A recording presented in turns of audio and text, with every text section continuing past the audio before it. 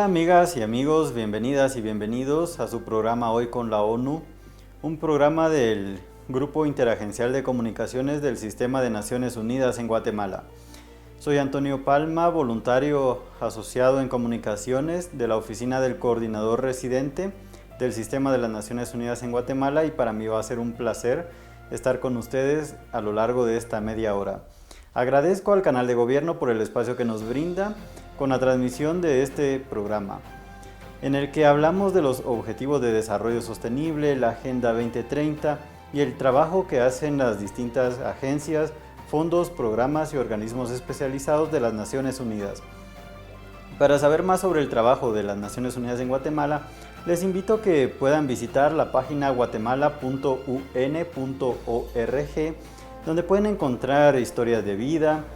En el apartado de comunicados pueden encontrar el informe anual de resultados 2021, en el que se detalla en qué proyectos se trabajó en 2021.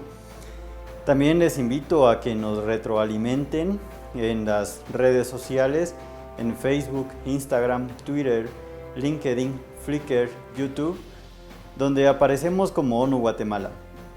Les recomiendo especialmente el LinkedIn de ONU Guatemala, donde estamos publicando periódicamente las distintas oportunidades laborales que hay en las distintas agencias, fondos, programas y organismos especializados. También pueden comunicarse con nosotros por vía telefónica al 23 84 31 73. ¿Y qué les parece, amigas y amigos, si vamos con el mensaje del secretario general de las Naciones Unidas, el señor Antonio Guterres? Vamos. The COVID-19 pandemic is a double crisis for the world's poorest people. First, they have the highest risk of exposure to the virus and least access to quality health care. Second, recent estimates show the pandemic could push up to 115 million people into poverty this year, the first increase in decades. Women are at greatest risk because they are more likely to lose their jobs and less likely to have social protection. In these extraordinary times, we need extraordinary efforts to fight poverty. The pandemic demands strong collective action. Governments must accelerate economic transformation by investing in a green, sustainable recovery. We need a new generation of social protection programs that also cover people working in the informal economy. Joining together in common cause is the only way we will emerge safely from this pandemic. On the International Day for the Eradication of Poverty, let's stand in solidarity with people living in poverty throughout the COVID-19 pandemic and beyond.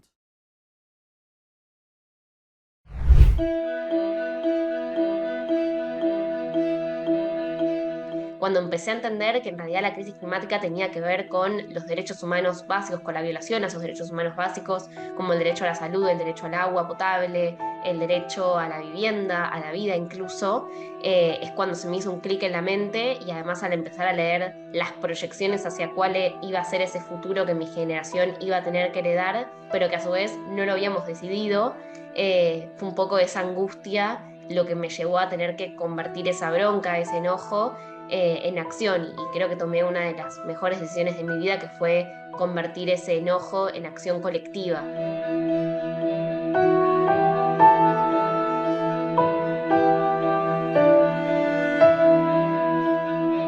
Millones y millones de personas presionando en la calle, pero también en el sector privado, trabajadores de sus empresas, alumnos en sus escuelas, digamos, cada uno en su ámbito que tiene de influencia, para que esos cambios se den de lo micro a lo macro. Creo que también son importantes esos cambios locales, que a veces son más fáciles de conseguir que cuando hablamos de algo internacional o cuando hablamos de algo nacional. Ver qué cambios puede hacer tu ciudad, ver qué cambios puede hacer la empresa en la que trabajás, pero digamos, definitivamente, ¿qué es lo que se tiene que hacer? Seguir presionando, por más que a veces sea un poco desmotivante pensar en, bueno, lo estamos haciendo hace no sé cuántos años, porque cada uno hace diferente, digamos, empezó en un momento distinto, pero creo que esa va a ser la única forma.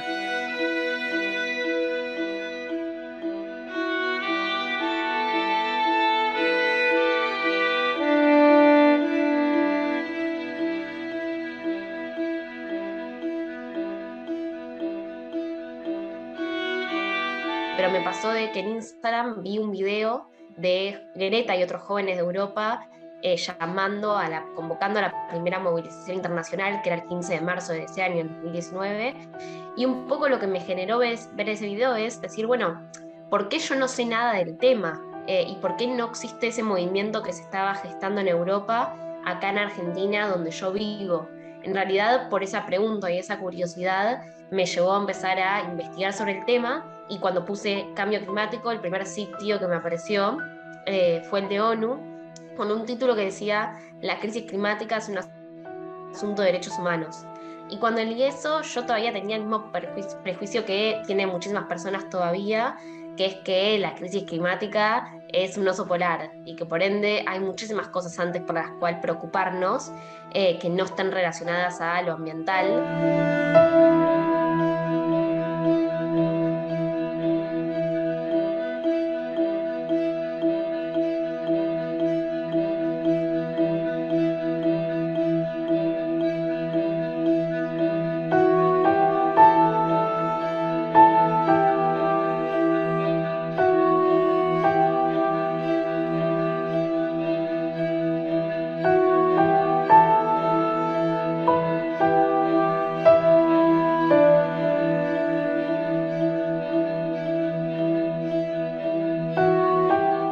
Nos olvidamos que otro mundo es posible. A veces estamos un poco en la inercia del día a día y pensamos que, bueno, el petróleo es lo que tenemos hoy en día y que no hay una forma de seguir viviendo con otro tipo de energías, como uno de los tantos ejemplos de las transformaciones que se tienen que dar.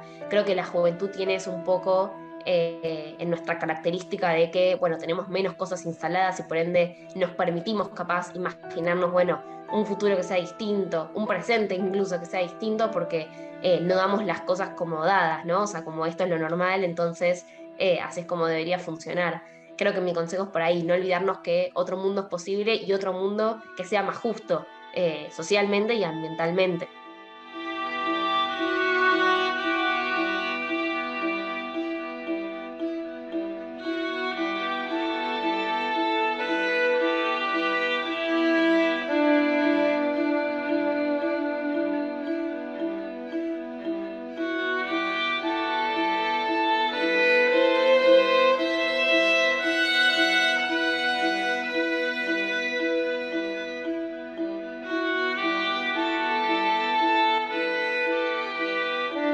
Sobre todo, creo que lo que más espero es que haya consenso y acuerdo en cuál es ese camino a seguir y que todos estemos de acuerdo en, bueno, caminamos juntos para ahí, que en unos años realmente vamos a frenar eso, porque creo que la única forma, de nuevo, de frenar la crisis climática es con acción colectiva, y eso también tiene que ver con acuerdos entre gobiernos, acuerdos entre países y sector privado.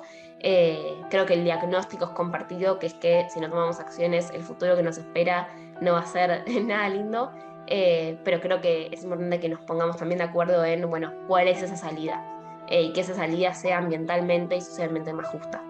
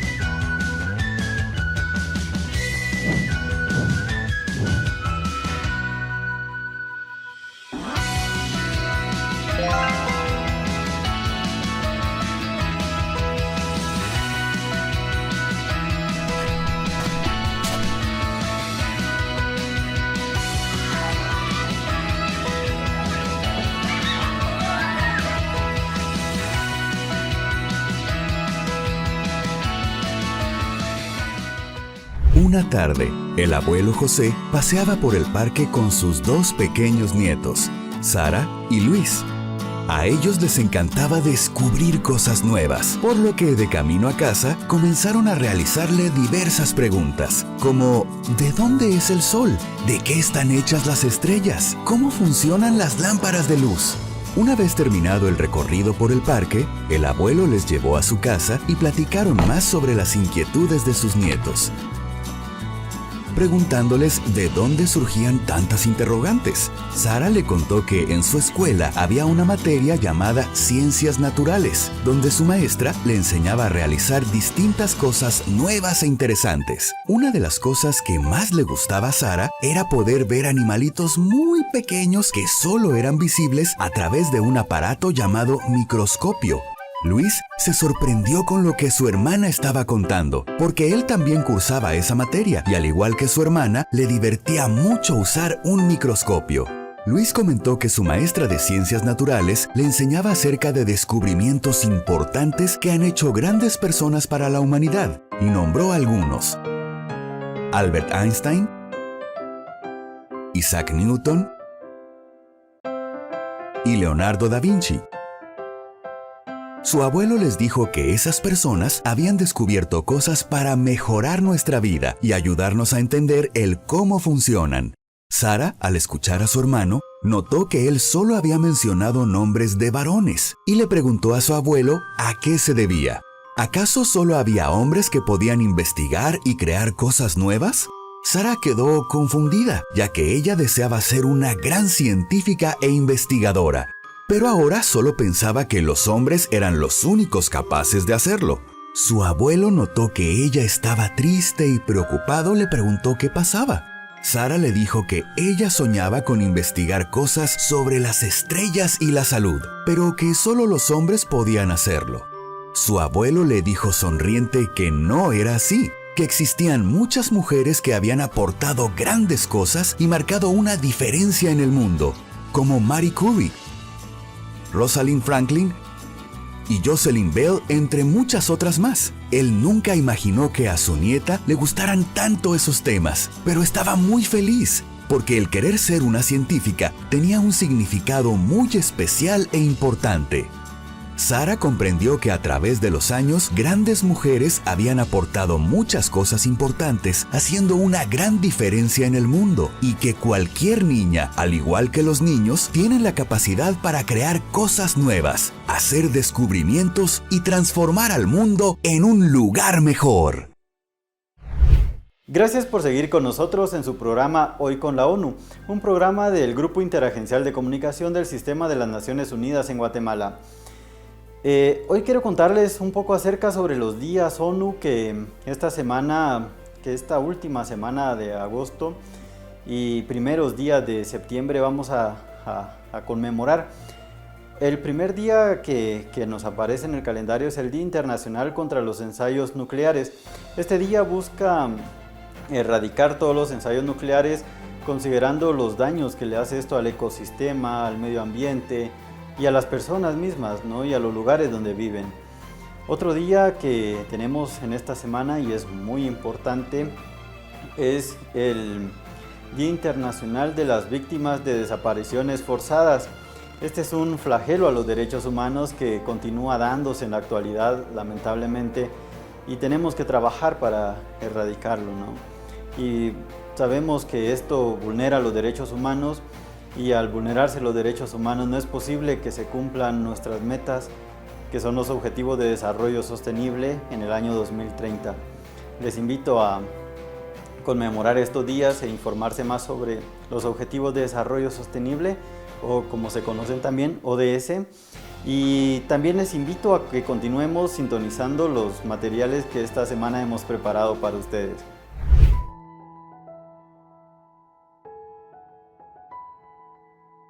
Somos un grupo de vecinos autoconvocados que trabajamos para llevarle a la gente en situación de calle un plato de comida todos los lunes y viernes. A veces cuando podemos también llevamos alguna frazada, llevamos guantes, llevamos otro tipo de abrigos. Muchas veces lo que más necesitan es que los escuches, que tengas ese vínculo, sean 10 minutos, 5 minutos, note eso, que eso es lo que más valoran ellos. Por suerte hay gente que es los mismos vecinos que bajan un plato de comida y demás, o sea que eso está cubierto, pero muchas veces lo que ellos más valoran es charlar. Empezamos a notar a partir de la cuarentena y del aislamiento es que hay una mayor rotación de gente en la calle, generalmente porque los invitan a retirarse por miedo, por distintas razones. Tenemos cocineros, tenemos voluntarios que salen y organizadores con los que trabajamos para poder llevar adelante esto. Empezamos este proyecto visitando aproximadamente unas 20-25 personas y hoy estamos llegando a casi 50 personas en cada una de las salidas que hacemos. Creo que involucrarse forma parte del espíritu de este grupo. Recorremos el barrio de Chacarita, recorremos el barrio de Colegiales y recorremos parte también del barrio de Belgrano.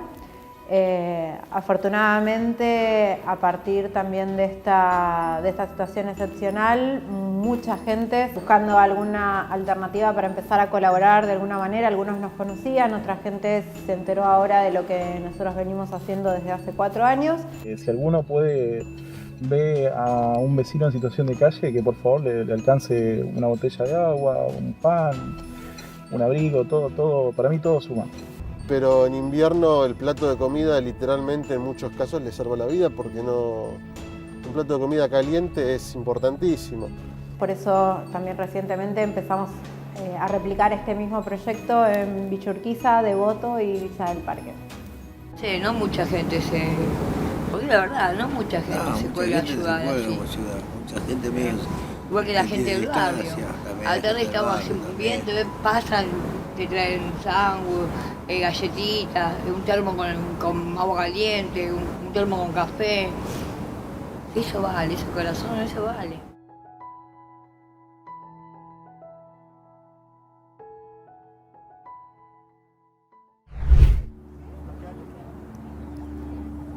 En un mundo donde viven 7.000 millones de personas, ¿dónde se empieza a buscar a un ser querido desaparecido?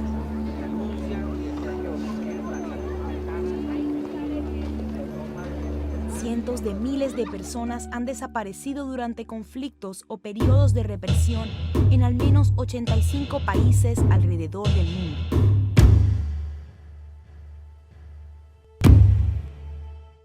Mientras estos hijos, hijas, madres y padres continúan perdidos sin explicación, sus familias aún buscan respuestas.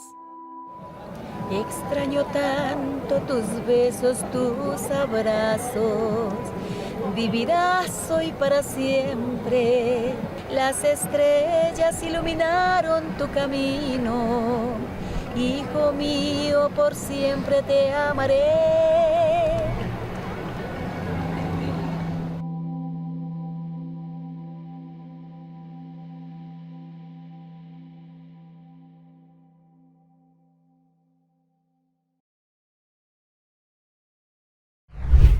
Surge a partir de una idea que veníamos pensándola mucho con la Fundación Espacios de la Mujer en querer hacer algo juntas, enredarnos para poder dar atención, brindar atención a las mujeres y niñas en situación de violencia de acá de la región. Y bueno, se nos dio la oportunidad de que estuvo la convocatoria en el Pilar 6 de ONU Mujeres, de la iniciativa Spotlight, y dijimos, bueno, esta es la oportunidad. Para Spotlight es fundamental apoyar a las organizaciones que trabajan directamente con las mujeres. Y esto son las organizaciones de la sociedad civil que entienden muy bien la realidad que atraviesan las mujeres que las contactan. Enredadas le cambió la vida a las mujeres que se acercan porque las acompañan, hacen el seguimiento del caso, las protegen y le dan herramientas de empoderamiento. Algunas pacientes, si les pregunto por qué les solicitan el estudio, ellas me dicen que fueron víctimas de violencia. Y durante tantos años que soy radióloga siempre tenía la inquietud de ¿qué hago yo con esa información? ¿Cómo ayudo a esas mujeres? Durante tantos años esa inquietud la pude resolver con este proyecto de Enredadas, donde me dio herramientas para poder asistirlas y comunicarlas y conectarlas con la agrupación para que le puedan dar una solución, una guía. Nos ha sobrepasado la cantidad de atenciones y de pedidos de atención que hemos recibido. Estamos por encima de 200 mujeres, casos que han sido recibidos, recepcionados, de los cuales se los va derivando y a la vez ejerciendo el seguimiento de cada uno de ellos, que lo realizan las mismas profesionales que están integradas dentro del proyecto. Muchas de las mujeres que participaron de este curso fueron ellas mismas víctimas de violencia de género y es muy emocionante y muy inspirador ver cómo ahora ellas pueden acompañar a otras mujeres a romper con el círculo de violencia y poder salir de esas situaciones.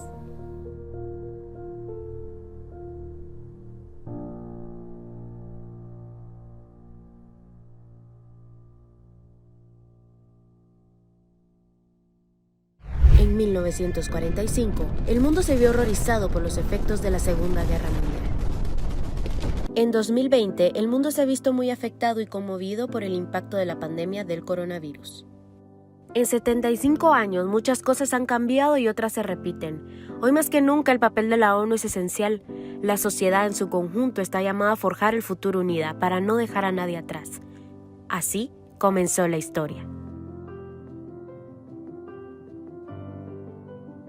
Nosotros, los pueblos de las Naciones Unidas, estamos resueltos a preservar a las generaciones venideras del flagelo de la guerra, que 2 veces durante nuestra vida ha infligido a la humanidad sufrimientos indecibles. Hemos decidido unir nuestros esfuerzos para realizar estos designios. Por lo tanto, nuestros respectivos gobiernos en la ciudad de San Francisco han convenido por medio de la presente Carta de las Naciones Unidas establecer una organización internacional que se denominará las Naciones Unidas. Así inicia el texto de la Carta de las Naciones Unidas. También fue el inicio de una serie de tratados, pactos, convenciones y resoluciones de la ONU.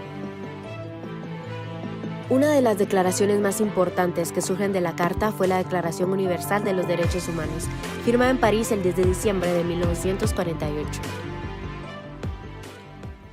Guatemala fue parte de la creación de la ONU. Fueron 51 estados los que firmaron la Carta de las Naciones Unidas que entró en vigencia el 24 de octubre de 1945. La firma de Guatemala estuvo ahí. Es por eso que es estado fundador. Cada año se celebró el aniversario de la ONU y cada vez Guatemala estaba presente. En el 10º aniversario, esto fue lo que dijo su representante, Manuel Villacorta Escobar. Señores delegados, la delegación de Guatemala comparece a celebrar el 10º aniversario de la fundación de las Naciones Unidas, llena de una inquebrantable fe en su destino. 5 años después, tocó el turno al representante Jesús Hunda Murillo. Al nivel continental de América, la posición de Guatemala frente a ella ha sido perfectamente clara y definida. Mi país, consciente de sus responsabilidades, respetuoso de sus compromisos internacionales y fiel a los postulados de la Carta de la Organización de las Naciones Unidas y a los grandes principios sobre los que se asienta la convivencia pacífica de los pueblos, se ha esforzado siempre por mantener las más cordiales relaciones con todos los países del mundo. En 1964, el Congreso de la República emitió un acuerdo para recibir a 9 agencias ONU en Guatemala, siendo esta la primera versión de equipos de país. Con asistencia técnica de la ONU de 1992 a 1996, se suscribieron más de 12 documentos, que luego serían los Acuerdos de Paz Firme y Duradera, cuya mediación fue encargada a las Naciones Unidas. El secretario general Boutros Ghali vino al país y firmó como testigo de honor. Grandes personalidades guatemaltecas han llegado a la ONU y son atendidas con admiración y respeto, como cuando en 1992 la señora Rigoberta Menchú fue invitada especial luego del anuncio de ser acreedora del Premio Nobel de la Paz. Guatemala ha contribuido con las fuerzas de mantenimiento de la paz en el mundo. La relación de Naciones Unidas y Guatemala ha tenido grandes fortalezas y se sigue dando esta estrecha y fructífera relación.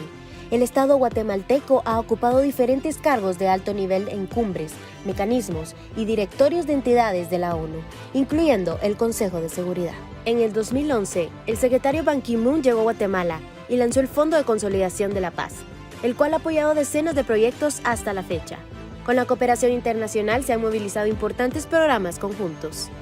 Los desastres se dan en cualquier momento, y la ONU siempre está disponible para apoyar la respuesta del Estado guatemalteco. Coordinada por CONRED, por medio del equipo humanitario de país, se apoya la coordinación y los llamamientos de asistencia humanitaria. En esta pandemia, la ONU está apoyando al país a reducir el impacto socioeconómico de la COVID-19. Esta fuerte relación es para siempre. Hoy, a los 75 años de fundación, celebramos juntos que Guatemala está con la ONU y que la ONU está con Guatemala. La Agenda 2030 es un valioso instrumento para el país. El Plan Nacional de Inversión y Desarrollo y la Política General de Gobierno coinciden con los 17 Objetivos de Desarrollo Sostenible.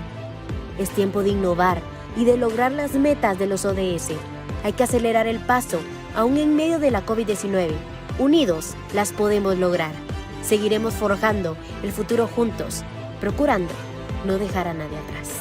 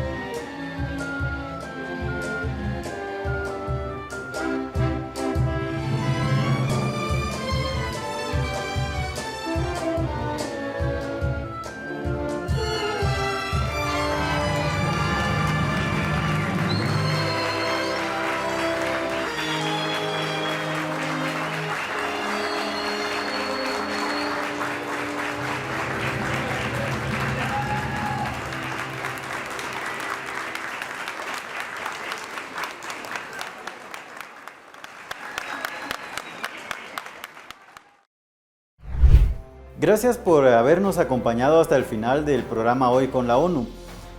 Les recuerdo que pueden retroalimentarnos en las distintas redes sociales, LinkedIn, Flickr, Twitter, Instagram, Facebook, YouTube donde tenemos los programas Hoy con la ONU que ya han pasado, incluyendo este que estará disponible dentro de algunos días.